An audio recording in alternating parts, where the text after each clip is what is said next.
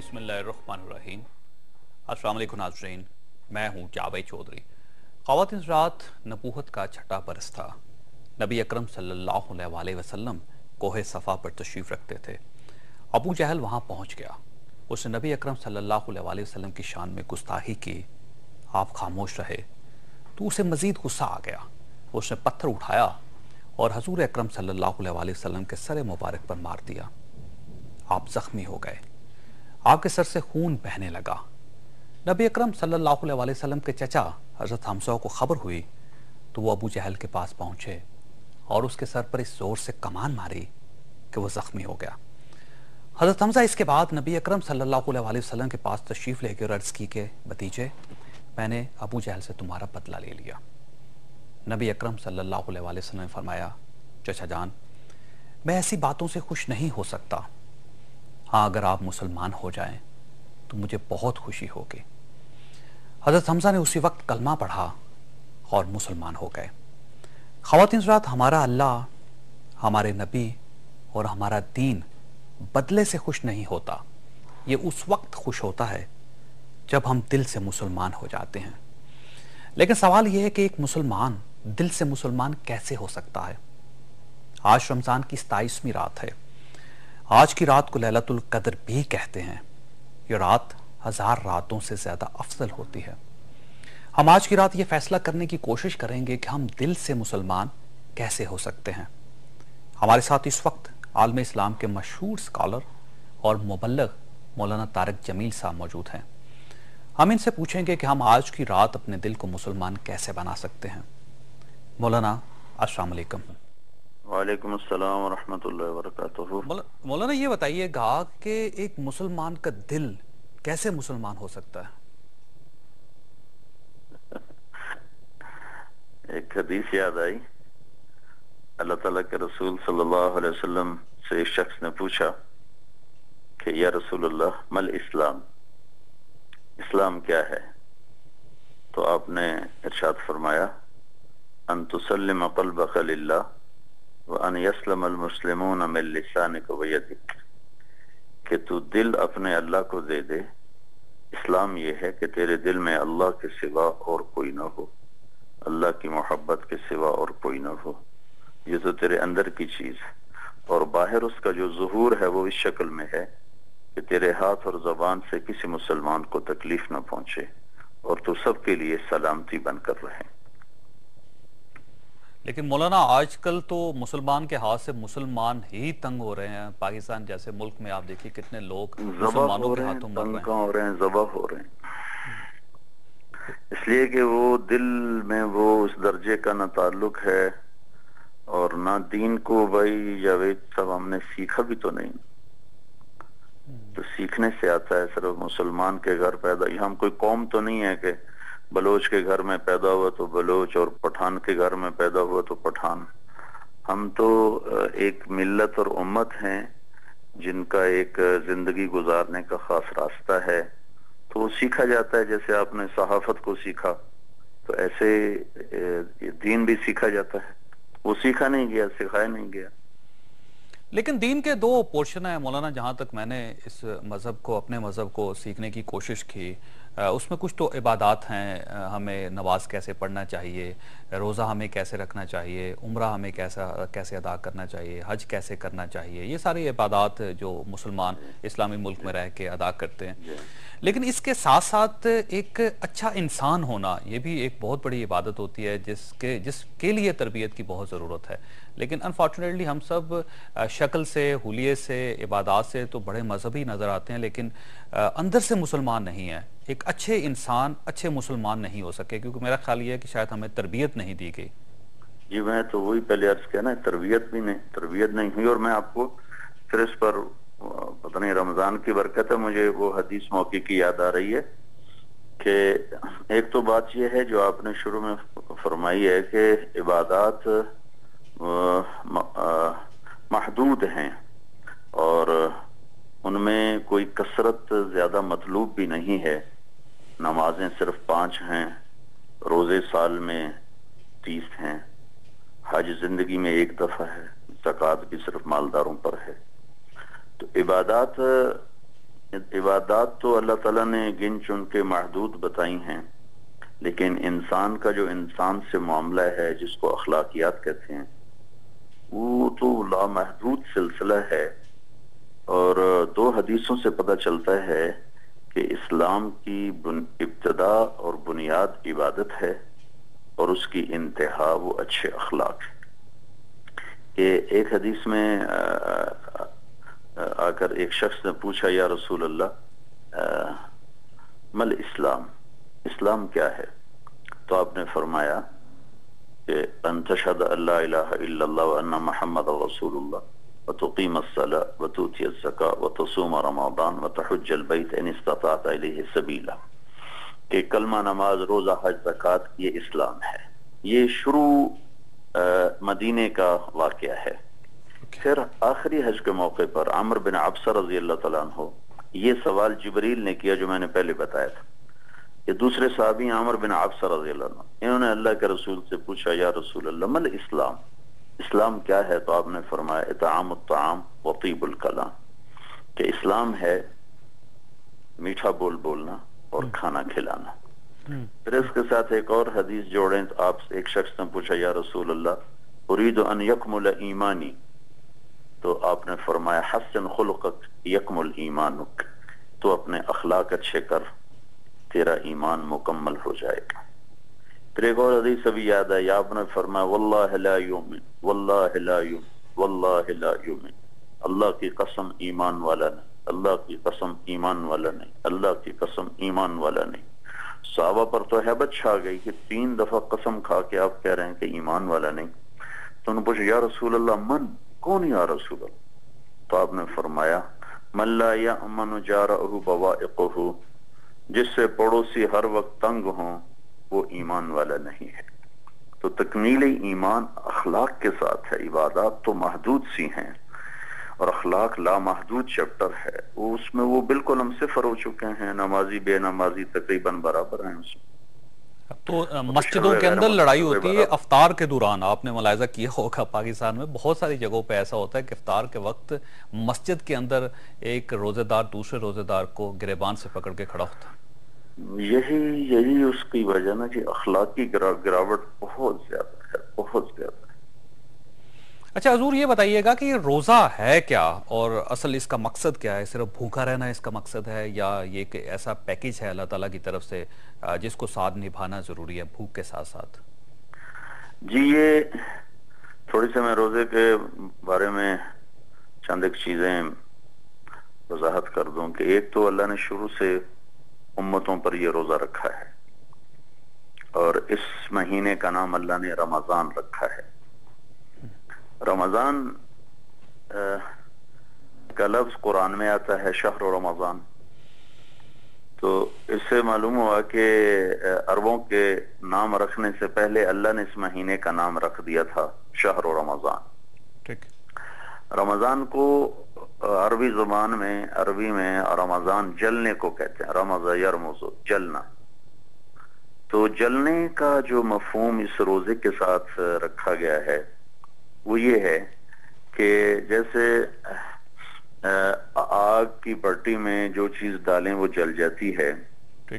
تو جب آدمی صحیح روزہ رکھتا ہے اپنی شرائط کے ساتھ، جو اللہ کے حبیب صلی اللہ تعالی علیہ وسلم نے ارشاد فرمایا کہ جو من صان نفسہ فی شہر رمضان، جس نے رمضان کے مہینے میں اپنے نفس کی حفاظت کی پھر روزہ رکھا، تو اس سے جو اس کے ایک بھوک اور پیاس کی ایک حرارت پیدا ہوتی ہے، تو اس میں اللہ تعالیٰ اس کے سارے سال کے گناہ ڈالتا جاتا ہے اور جلاتا جاتا ہے، ڈالتا جاتا ہے اور جلاتا جاتا ہے، یہاں تک کہ 29 کی رات اس کے ذمہ کوئی گناہ باقی نہیں رہتا اگر یہ رمضان کو صحیح طور پر گزارتا ہے.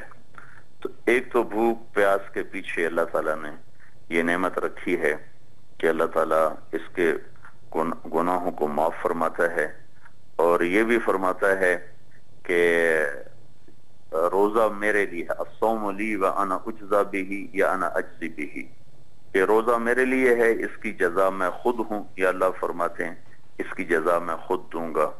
کہ یدع الطعام من اجلی ویدع الشراب من اجلی ویدع لذتہ من اجلی ویدع زوجتہ من اجلی، یہ ساری چیزیں اللہ گنواتا ہے کہ یہ اپنی بیوی کو چھوڑتا ہے میرے لیے، کھانے کو چھوڑتا ہے میرے لیے، پانی کو چھوڑتا ہے میرے لیے، لذت کو چھوڑتا ہے میرے لیے.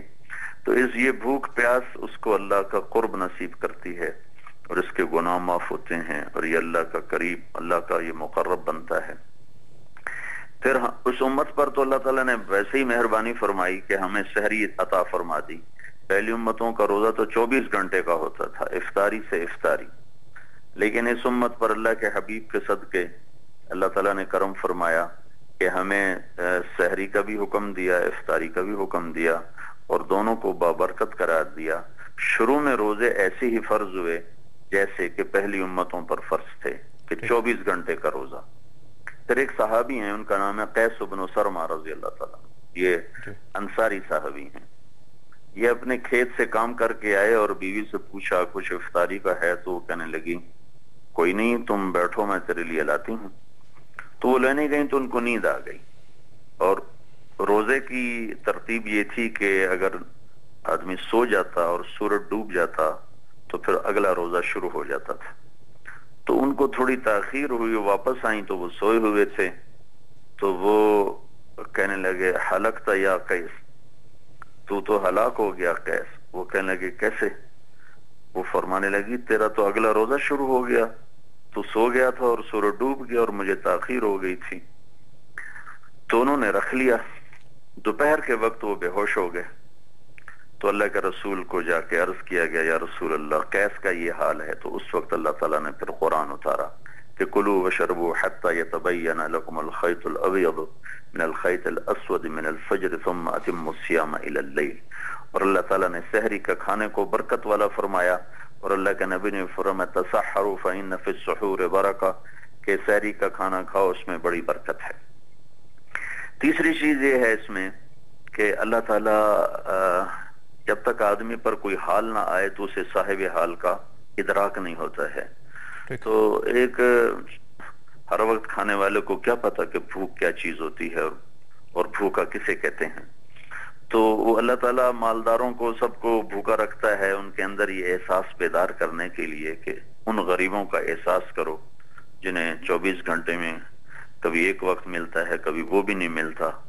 اکثریت تو دنیا کی فقیر ہے ہمیشہ ہر دور میں.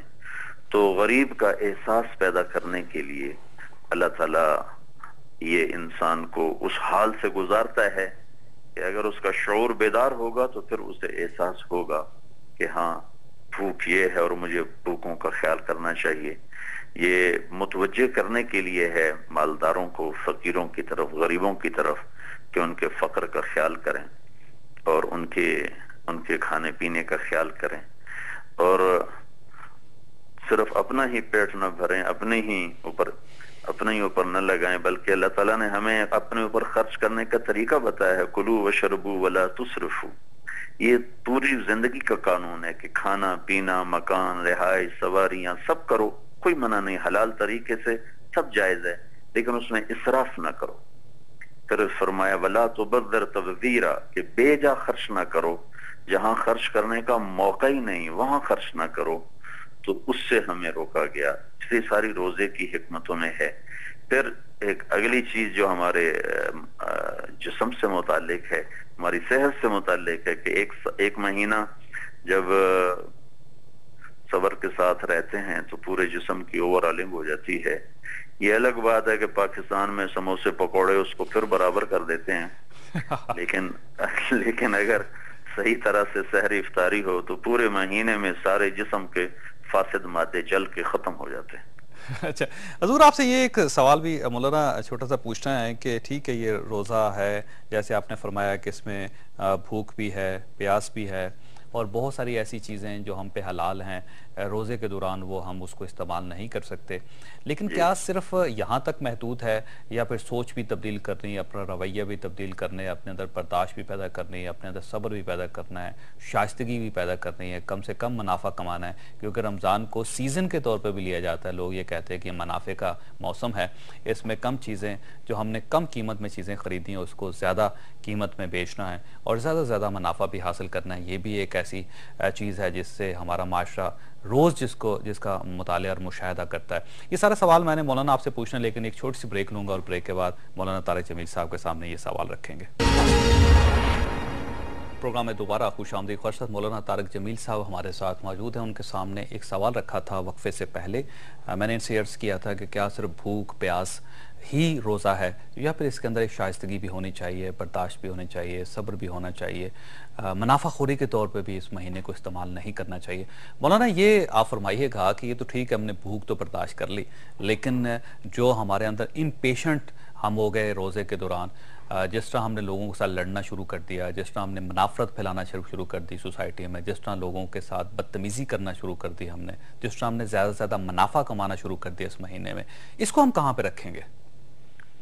اس پر بھی مجھے ایک حدیث یاد آئی، یہ لمبی حدیث ہے، میں اس میں سے آپ کے سوال کے جو مطابق ہے 2-3 جملے وہ میں آپ کو سناتا ہوں۔ یہ سلمان فارسی رضی اللہ تعالیٰ عنہ اس حدیث کو روایت فرماتے ہیں کہ اللہ کے رسول صلی اللہ تعالیٰ علیہ وسلم نے اس مہینے سے پہلے خطبہ دیا، تو اس کے میں 2-3 الفاظ آپ کے سوال کے مطابق ضرور۔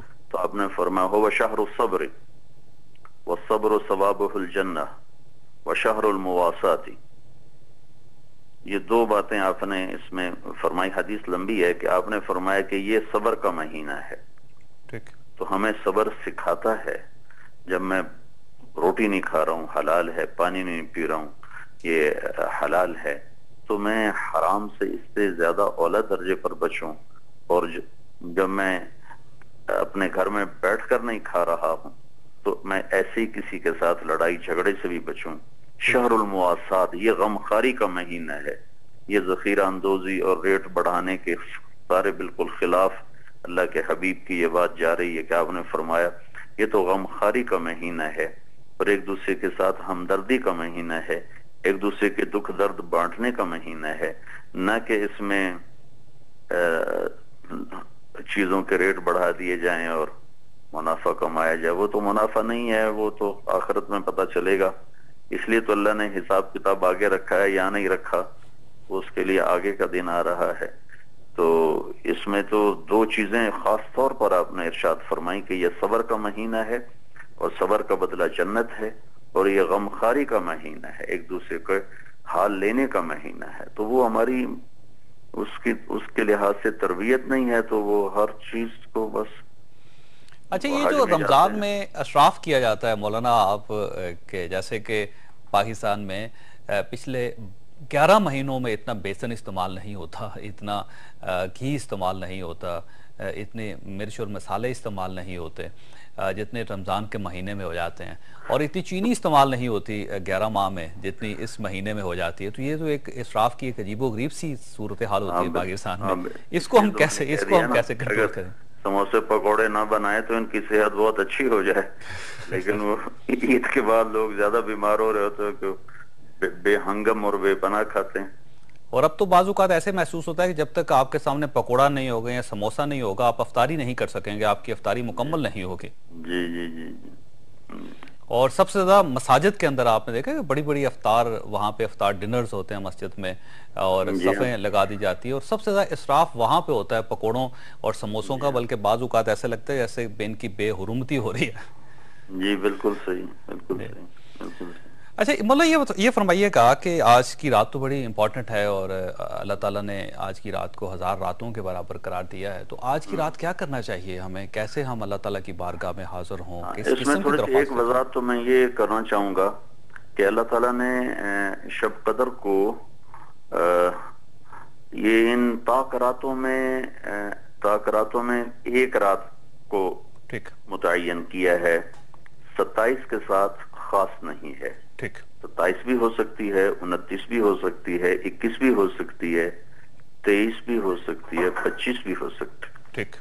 اور عجب بات یہ ہے کہ اللہ کے محبوب صلی اللہ علیہ وسلم کی مشہور حدیث ہے کہ آپ شب قدر متعین ہو کر اتری اور آپ بتانے کے لیے مسجد میں تشریف لائے تو کچھ لوگ آپس میں جھگڑ رہے تھے.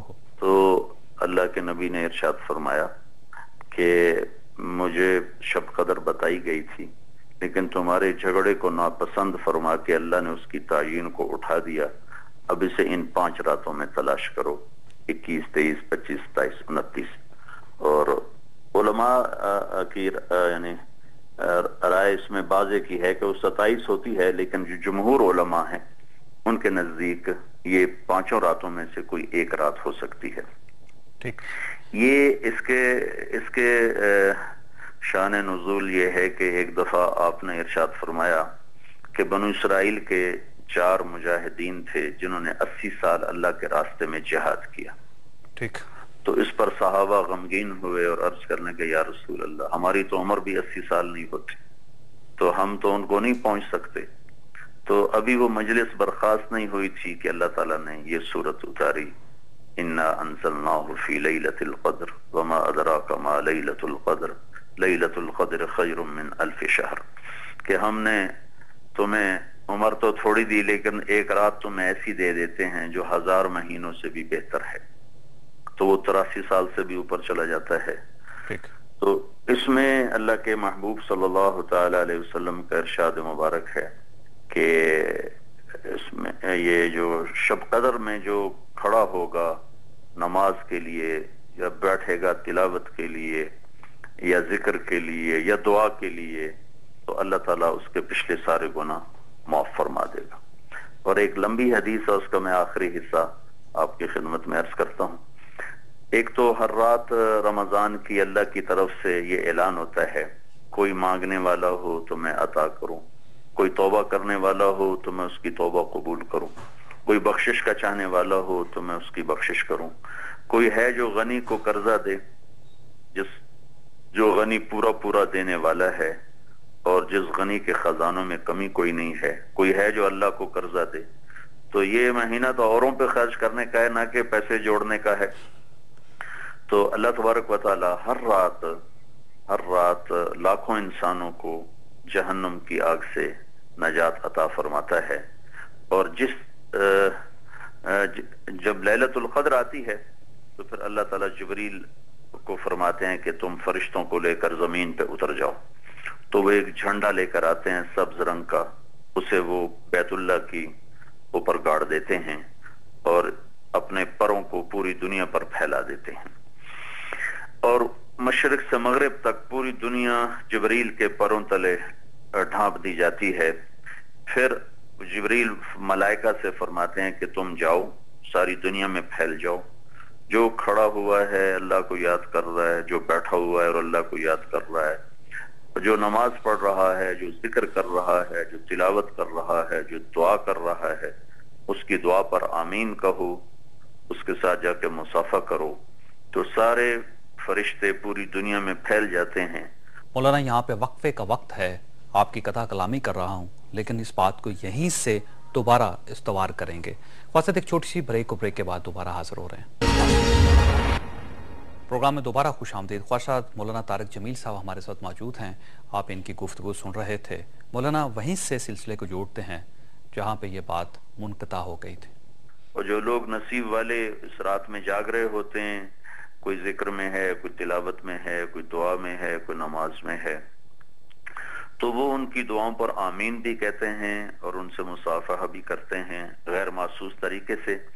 کہ جب صبح صادق ہوتی ہے اور سحری کا ٹائم ختم ہوتا ہے تو پھر جبریل فرماتے ہیں الرحیل الرحیل، چلو بھائی واپس چلو. تو پھر وہ کہتے ہیں یا جبریل ما صنع ربنا فی حوائج المؤمنین من امت محمد. تو وہ کہتے ہیں جبریل اللہ تعالیٰ نے کیا معاملہ کیا اللہ کے محبوب کی امت کے بارے میں؟ تو جبریل فرماتے ہیں نظر اللہ الیہم فی هذه اللیلۃ فعفا عنہم الا 4. تو وہ جبریل فرماتے ہیں کہ اللہ تعالیٰ نے سب پر نظر کرم فرمائی اور آج کی رات سب کو معاف کیا، لیکن 4 آدمیوں کی بخشش نہیں ہوئی.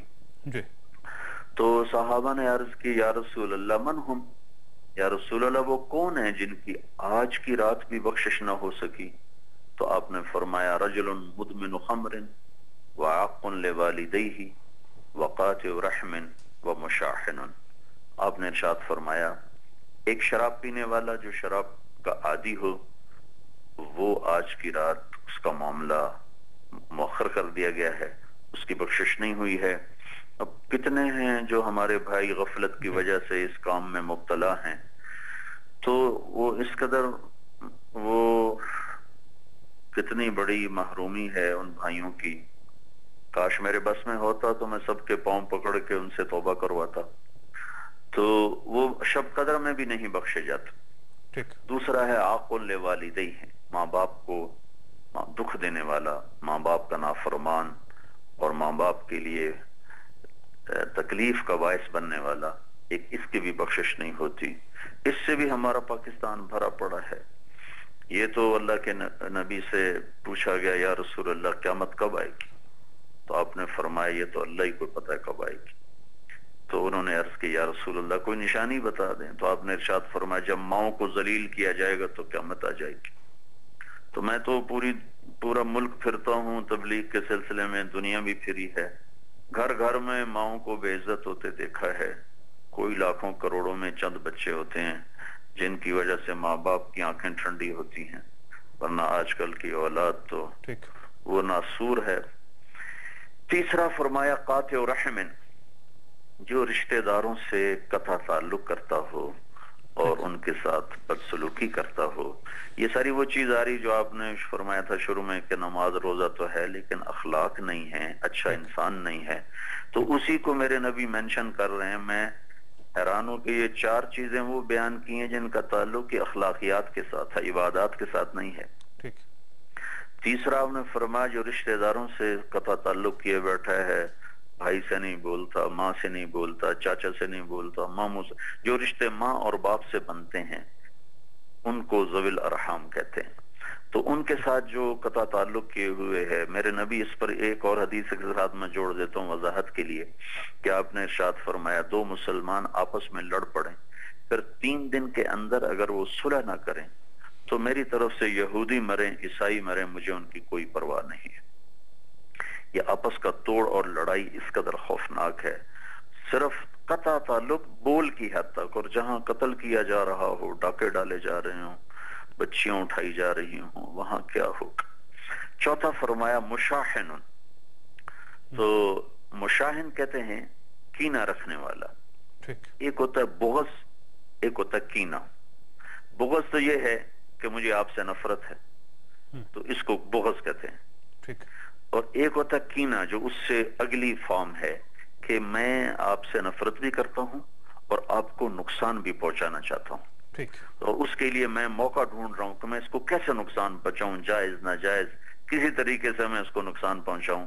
تو اس کیفیت کے ساتھ جو دل ہوتا ہے اس دل کو کینے والا دل کہتے ہیں، اور اس شخص کو مشاحن عربی میں کہتے ہیں.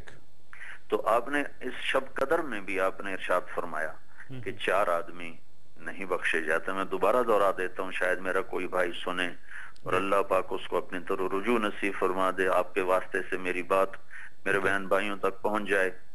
ایک شراب پینے والا، ایک ماں باپ کا نافرمان، ایک رشتہ داروں سے قطع تعلق کرنے والا، لڑنے والا، اور ایک دل میں کینہ رکھنے والا، کسی کو نقصان پہنچانے والا. یہ اس رات بھی نہیں بخشا جاتا. باقی سب کو اللہ تعالیٰ معاف فرما دیتے ہیں. اور اس رات کا ایک اور نام بھی ہے، اس کو لیلۃ الجائزہ، عید کی رات کو لیلۃ الجائزہ کہتے ہیں. جب عید کی رات آتی ہے تو اللہ تعالیٰ پوچھتے ہیں میرے بندوں نے جنہوں نے مزدوری کی، رات کو قیام کیا، دن میں روزہ رکھا، تو ان کو ساتھ کیا کرنا چاہیے؟ تو فرشتے کہتے ہیں یا اللہ ان کو معاف فرما دے. تو اللہ تعالیٰ فرماتے ہیں تم گواہ رہو، میں نے سب کو معاف فرما دیا. ماشاءاللہ. اچھا مولانا یہ بتائیے گا یہ جو لیلۃ القدر ہوتی ہے اس کی نشانی کیا ہوتی ہے؟ کس رات کو کون سے ایسے آثار ہوں گے اس رات کو جب ہم دیکھیں گے تو ہمیں محسوس ہوگا کہ واقعی ہم نے لیلۃ القدر پا لی؟ کوئی حتمی چیز تو اس میں ہے نہیں. علماء نے اتنا کچھ چند باتیں فرمائی ہیں کہ اس رات میں نہ گرمی ہوگی نہ سردی ہوگی، کھلا آسمان ہوگا، اور اس رات شیاطین کو بھی مارا نہیں جائے گا. وہ شیاطینوں پر جاتے ہیں نا تو ان کو مار پڑتی ہے، تو اس شیاطین کو نہیں مارا جائے گا. صبح جو سورج طلوع ہوگا تو اس کی شعاع میں تمازت نہیں ہوگی. لیکن یہ کیسی چیزیں ہیں حتمی تو اللہ کے سوا کوئی نہیں جانتا جی. لہذا ہمیں محسوس نہیں ہو سکے گا کہ کون سی رات تھی جو ہم نے پا لی اور وہ کون سی رات تھی جو ہم نہیں پا سکے. اچھا مولانا یہ بتائیے گا جی، 5 راتیں ہیں، 5 راتیں جاگ لے تو ایک یقیناً ہے. مولانا آپ کو دوبارہ ڈسٹرب کر رہا ہوں، ایک چھوٹی سی بریک ہے اور بریک کے بعد اس سلسلے کو یہیں سے دوبارہ جوڑیں گے. ایک چھوٹی سی بریک اور بریک کے بعد دوبارہ حاضر ہو رہے ہیں. پروگرام میں دوبارہ خوش آمدید. خواہشات مولانا طارق جمیل صاحب ہمارے ساتھ موجود ہیں، ان کی گفتگو جاری تھی. مولانا آپ سے ایک چھوٹا سا سوال یہ ہے کہ جس قسم کے پاکستان کے حالات ہیں، ہم معاشی طور پہ بدحال ہو رہے ہیں، اخلاقی طور پر ہم گراوٹ کا شکار ہیں، باہر جو ہمارے دشمن ہیں وہ ان کا غلبہ تیزی سے بڑھتا چلا جا رہا ہے، ہم آپس میں منافرت کا شکار بھی ہیں، اور جس قسم کی صورتحال پورے ملک میں آپ کو دکھائی دیتی ہے، اس کے بعد ہم کیا کریں ایسا کہ جس سے ہم اللہ تعالیٰ کو راضی کر لیں اور ہمارے مسائل ختم ہو جائیں یا کم ہو جائیں؟ کیا کرنا چاہیے ہمیں؟ بس میں تو آپ کے ذریعے یہ درخواست کرنا چاہوں گا کہ ہم سب مل کر اجتماعی طور پر اللہ کی بارگاہ میں توبہ کریں کہ آج ہی کی رات یہ ملک ہمیں ملا تھا جی،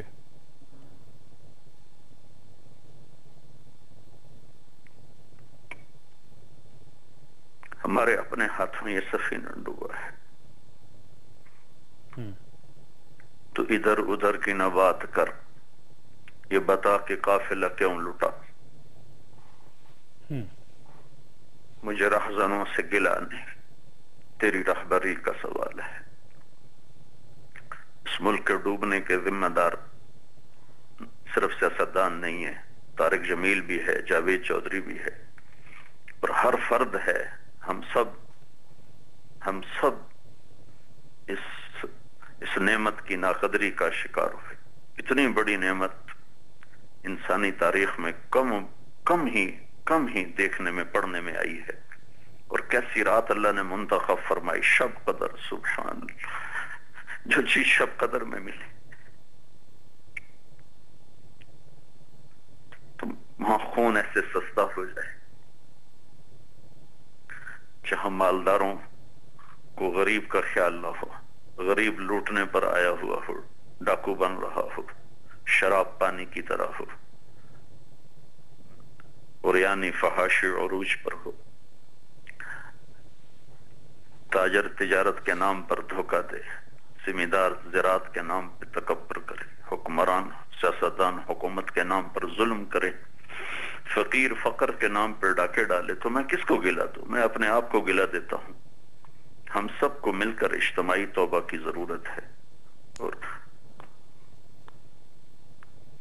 اللہ کی بارگاہ میں رو دھو کر کسی کو دوش نہ دیا جائے کہ فلاں نے یہ کیا، فلاں نے.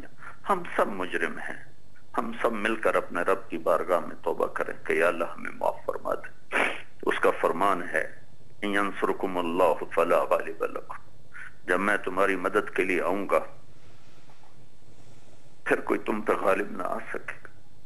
وَإِن يَخْذُلْكُمْ فَمَنْ ذَا الَّذِي يَنْصُرُكُمْ مِنْ بَعْدِهِ، اور میں ہی تمہیں چھوڑ دوں پھر کون ہے جو تمہاری مدد کرے گا؟ تو اللہ کو پکاریں، اللہ کے دربار میں جھکیں، توبہ کریں، معافی مانگیں. سارے تمام طبقات، میں کسی طبقے کو دوش نہیں دیتا ہوں، چونکہ ہم سب کے سب اللہ کے نافرمان ہو چکے ہیں. ما اصابکم من مصیبت فبما کسبت ایدیکم، جو تم پہ مصیبت آئی ہے تمہارے اپنے ہاتھوں کی کمائی ہوئی ہے. تو ہمیں اس خوبصورت خطے کو اللہ نے دیا تھا کہ ہم اسے جنت کا ٹکڑا بناتے، اس وقت محبت کے گیت گائے جاتے، لیکن یہاں تو ہر شے ہی بساط ہی الٹ گئی، نفرت ہی نفرت، آگ ہی آگ. تو کس کو گلا تو؟ دل کے پھپھولے جل اٹھے سینے کے داغ سے، اس گھر کو آگ لگ گئی گھر کے چراغ، فلاں نے یہ کر دیا، فلاں نے وہ کر دیا. ٹھیک ہے کیا ہوگا، لیکن ہم نے بھی بہت کچھ کیا ہے. ہم سب کو توبہ کی ضرورت ہے. میں اپنے سورے 18 کروڑ بہن بھائیوں سے ہاتھ جوڑ کے اپیل کرتا ہوں کہ ایک دوسرے کو برا بھلا کہنا چھوڑ کر اپنے عیب تلاش کریں اور اللہ کی بارگاہ میں آج کی رات توبہ کریں، معافی مانگیں۔ لوجد اللہ توابا رحیما، میرا رب فرماتا تم توبہ تو کرو، پھر تم دیکھنا کہ میں کیسے آتا ہوں اور کیسے تمہیں اپنی رحمت کی چادر میں چھپاتا ہوں۔ تو میرا تو آپ کے ذریعے سے یہ پیغام ہے کہ ہم سب اللہ کی بارگاہ میں توبہ کریں۔ جی اچھا مولانا، کیونکہ وقت ختم ہو رہا ہے، پروگرام کا آخری لمحات ہیں، میں یہ چاہوں گا کہ آج کی مقدس رات میں ہم سب مل کے اللہ تعالیٰ سے دعا کریں اور آپ اس دعا میں اس ملک کے تمام شہریوں کو شامل کریں۔ خواجہ صاحب مولانا طارق جمیل صاحب کی آواز میں دعا ملاحظہ کیجیے اور آپ ان کے ساتھ شامل ہو جائیے۔ جی مولانا فرمائیے۔ بس دعا میں سارے دعا کریں بھائی جاوید صاحب، میرے اکیلے کا کچھ نہیں ہے، آج سب دعا کریں اللہ کی بارگاہ میں۔ آج میں تو اللہ کی بارگاہ میں کیا عرض کروں کہ آپ کیسی رات اللہ نے ہمیں یہ ملک دیا اور کیا اس کے ساتھ ہوا ہے۔ اللہم لک الحمد کما انت اہلہ فصلی علی محمد کما انت اہلہ وفعل بنا ما انت اہلہ انک اہل التقوی و اہل المغفرہ۔ اے رب کریم، اے دو جہان کے مالک، اے محمد مصطفیٰ صلی اللہ علیہ وسلم کے مالک، ہم تیرے غلام، تیرے بندے، تیری دی ہوئی نعمت کی ناقدری کی، تو نے 27 کی رات ہمارے لیے نصیب کا دروازہ کھولا، یہ ملک ہمارے لیے بنایا۔ میرے مولا، میرے آقا، ہم نے اس نعمت کی ناقدری کی، ہم آج تیری بارگاہ میں اجتماعی طور پر معافی مانگتے، یا اللہ ہمیں معاف فرما دے۔ ہم تیرے بھی مجرم ہیں، تیرے محبوب کے بھی مجرم ہیں، اور ان 6 لاکھ انسانوں کے بھی مجرم ہیں جو راوی میں بہ گئے، جو ستلج میں بہ گئے، جو چناب میں بہ گئے، جو کرپانوں کا شکار ہو گئے، لاکھوں بیٹیوں کی عزتیں نیلام ہوئیں۔ یہ کل قیامت کے دن میرے مولا ہمیں پکڑیں گے کہ ہم نے یہ خطہ اس لیے تو نہیں جانے دی تھی کہ تم یہاں یہ سب کچھ کرتے۔ یا اللہ، نہ ہم انہیں جواب دے سکیں گے، نہ تیری بارگاہ میں جواب دے سکتے، نہ تیرے حبیب کو جواب دے سکتے۔ ہم مجرم ہیں، ہمیں اپنے دریائے کرو، اپنے حبیب کے صدقے معاف کر۔ ہماری جو ہمارے سیاستدان بھی، ہماری فوج بھی، ہمارے حکمران بھی، ہمارے عوام بھی، ہم سب تیری بارگاہ میں آج توبہ کرتے۔ میں سب کی طرف سے یا اللہ توبہ کرتا، یا اللہ تو ہماری توبہ قبول فرما، ہم سے راضی ہو جا، یا اللہ ہم سے راضی ہو جا، ہماری مدد فرما۔ اے میرے مالک، ساری دنیا کا باطل ہمیں تانے دیتا ہے، تمہارا اللہ کی طرف بلاؤ، یا اللہ ہم تجھے بلاتے ہیں میرے مولا، تو آج اپنی رحمتوں کے ساتھ، اپنے لشکروں کے ساتھ، اپنی مدد کے ساتھ میرے مالک ان مظلوموں کی فریادوں پر یا اللہ اپنی رحمت کے در کھول دے، اور اپنے نیک مندوں کے طفیل اپنے غضب کے دروازے بند کر دے، اور اس ملک پر، اس کے عوام پر، سب پر رحم فرما، سب کو توبہ کی توفیق عطا فرما۔ اور کل قیامت کے دن جب تیری بارگاہ میں پیشی ہو تو ہمیں ناکامی سے بچا، شرمندگی سے بچا، تیرے حبیب کا سامنا ہے، ہمیں شرمندگی سے بچا، ان 6 لاکھ انسانوں کا سامنا جو راوی بیاس ستلج میں بہ گئے، ہمیں شرمندگی سے بچا، ہمیں بیداری کی توفیق، ہمیں صحیح مسلمان بنا دے، صحیح انسان بنا دے، اپنا بنا لے، اپنے حبیب کا بنا دے، ہماری دنیا بھی بنا دے، ہماری اخرى بھی بنا دے۔ ربنا تقبل منا، یا اے میرے کریم، ہمارے پاس کچھ نہیں، ہم لٹے ہوئے مسافر، ہم لٹے ہوئے مسافر۔